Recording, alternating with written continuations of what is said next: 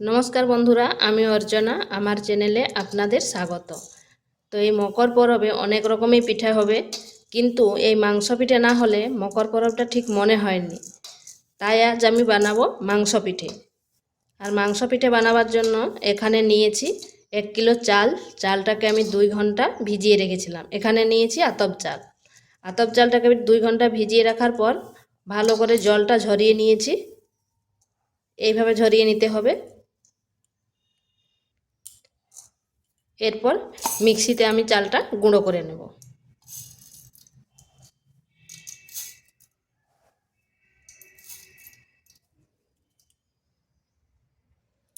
চালটা গুঁড়ো করে নিয়েছি, এরপর চেলে নিচ্ছি।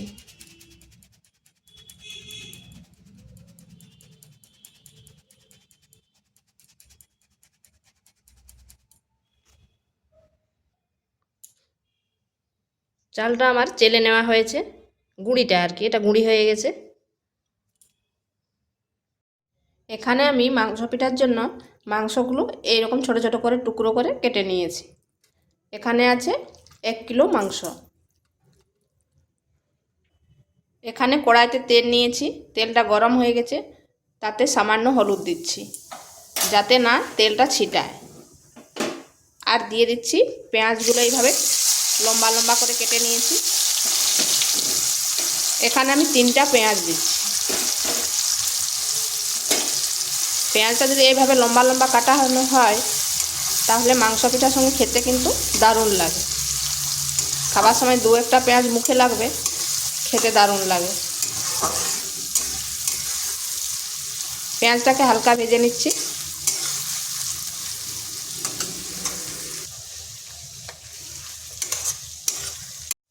পেঁয়াজটা হালকা ভাজা হয়ে গেছে। এখানে দিচ্ছি আদা বাটা,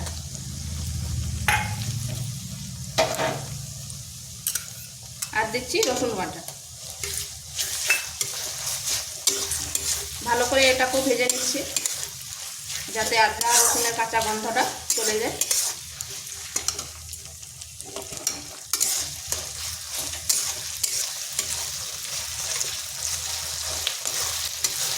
এখানে চাইলে আপনারা কাঁচা লঙ্কাও দিতে পারেন, কিন্তু আমি দিব না।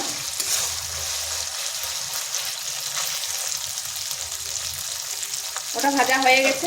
এখানে দিচ্ছি জিরে গুঁড়ো, ধনে গুঁড়ো, লঙ্কা গুঁড়ো, হলুদ গুঁড়ো। ঝালটা অবশ্যই আপনারা আপনাদের আন্দাজ মতো দেবেন।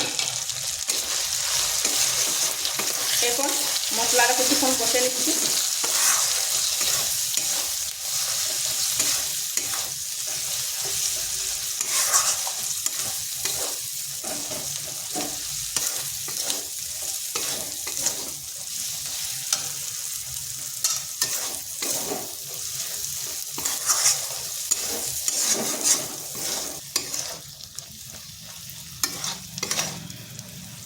মশলাটা কষা হয়ে গেছে। এরপর মাংসটা দিয়ে দিচ্ছি।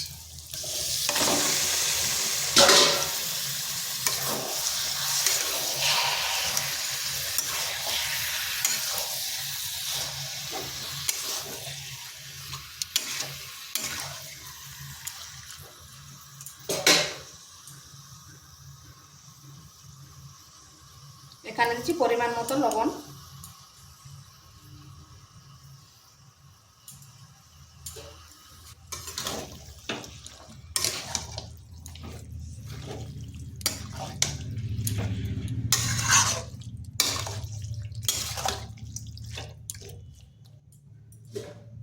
এরপর ঢাকা দিয়ে দিচ্ছি। বেশ কিছুক্ষণ মাংসটা কষে নেব।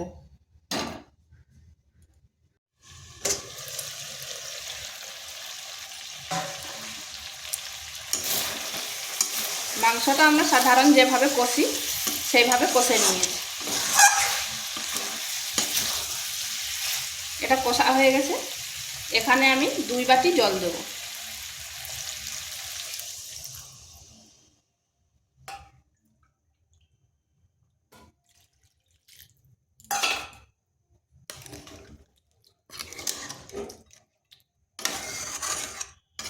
এরপর মাংসটা একটু ফুটে উঠুক ঝোলটা।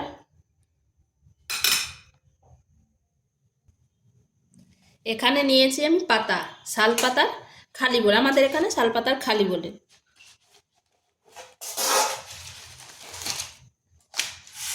পাতাটা ভালোভাবে ধুয়ে নিয়েছি। এর উপরে সরষার তেল দিতে হবে। তেলটা কিন্তু খুব ভালো করে দিতে হবে, যাতে পিঠাগুলো এর উপরে না লেগে যায়। তেলটা দিলে সহজেই আর কি ছেড়ে যাবে।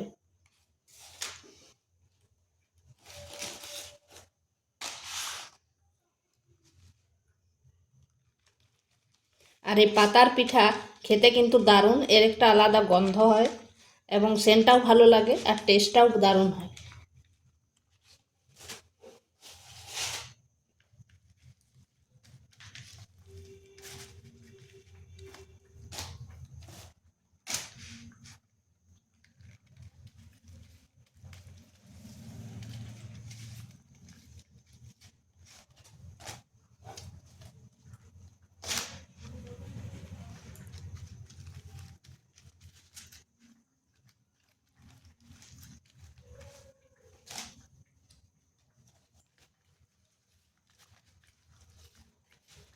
এইভাবে আমি সবগুলো তেল দিয়ে নিয়েছি।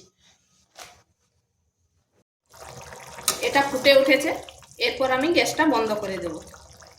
এটা একটু ঠান্ডা করে নেব। এখানে নিয়েছি 750 চালের গুঁড়ো, মানে 1 কিলো মুরগির মাংসতে 750 চালের গুঁড়ো। এরপর এখানে মশলা দেব। দিয়ে দিচ্ছি 2টো পেঁয়াজকে বেটে নিয়েছি, আদা, রসুন, কাঁচা লঙ্কা, এটা আপনারা আপনাদের আন্দাজ মতো দেবেন। 1 চামচ হলুদ গুঁড়ো, 1 চামচ জিরে গুঁড়ো, 1 চামচ ধনে গুঁড়ো, আর দিচ্ছি লঙ্কার গুঁড়ো। এরপর শুকনো উপকরণগুলি ভালোভাবে মিশিয়ে নিচ্ছি। এই যে কাঁচা মশলাটা দিলাম, এর টেস্টটাই আলাদা হয়।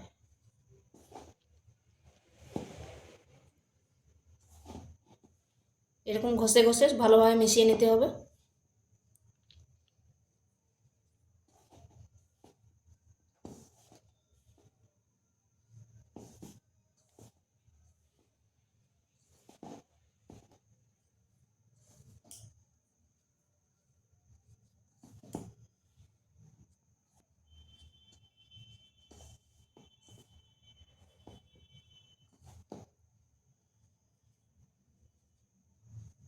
এটা আমার হয়ে গেছে মেশানো।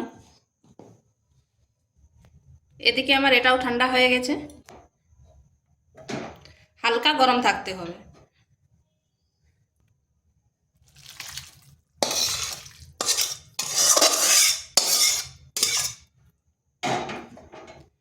এরপর ভালোভাবে মিশিয়ে নিচ্ছি। এটা যদি হালকা গরম থাকে তাহলে পিঠাটা কিন্তু নরম হবে। আর এরকম না করে আপনারা গরম জল করেও দিতে পারেন।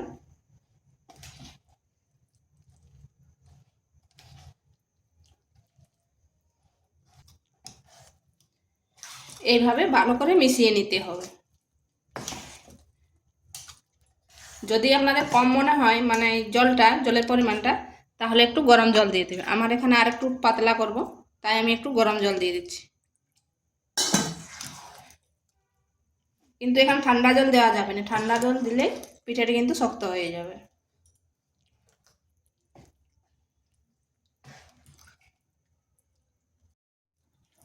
এটা আমার মাখানো হয়ে গেছে। এখানে দিচ্ছি পরিমাণ মতো লবণ। লবণটা একটু জেনে শুনে দেবেন, কারণ মাংসে তো লবণ দেওয়া আছে। এই গুঁড়িটাই লবণ দেওয়া ছিল না।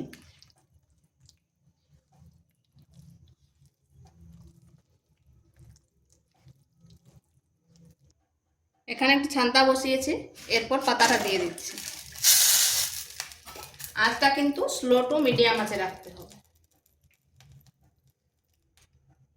এরপর এই ব্যাটারটা দিয়ে দিচ্ছি। হাতে করে একটু সাইজ করে নিচ্ছি।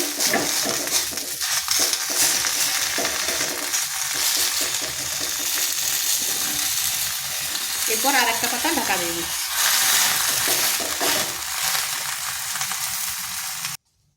এই যে কাঁচা শাল পাতার একটা যা গন্ধ বেরাচ্ছে, দারুণ।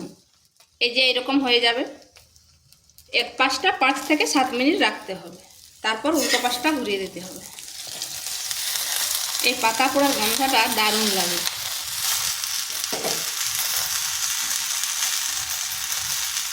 পাঁচটাও আমার 5 থেকে 7 মিনিট হয়ে গেছে। দেখুন কি সুন্দর হয়েছে, আর পাতাটা কি সুন্দর খুলে যাচ্ছে। এরপর নামিয়ে দেখিয়ে দিচ্ছি। এই তেল দেওয়ার জন্য পাতাটা আপনা আপনি ছেড়ে যাবে। আর দেখুন কত নরম হয়েছে।